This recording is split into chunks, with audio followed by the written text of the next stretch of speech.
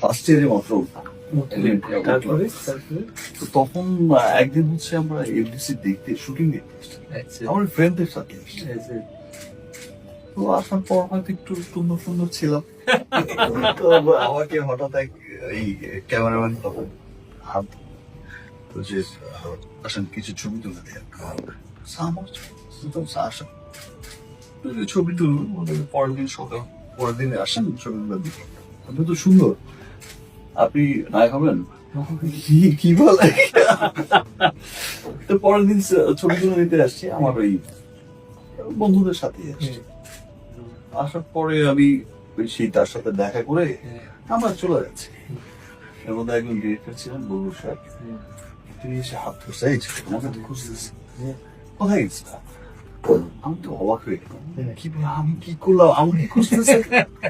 আমার খুব নার্ভাস ছিলাম আর বললো যে আমি ডিরেক্টর অমুক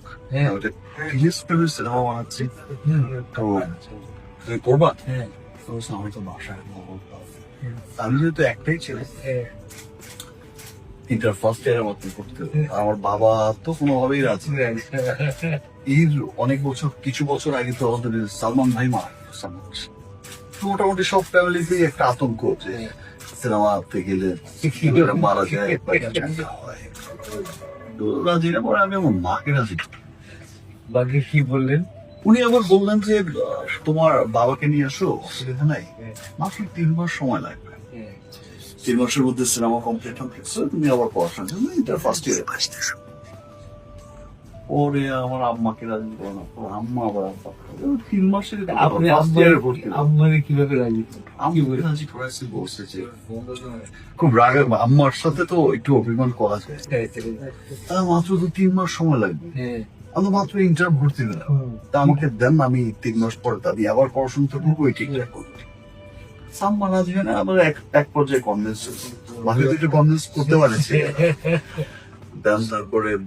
তো ই করলাম গেলাম আমার বাবার সহ আসলেন অফিসে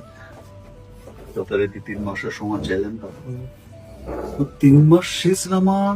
ওই 3 মাস করতে করতে গিয়ে 3 মাস থেকে কখন যে 6 মাস 9 মাস একটার পর একটা সিনেমা ঢুকে ঢুকে আর যাও সেই 3 মাসের জার্নি আজকের এই 25 বছর এসে দেখলাম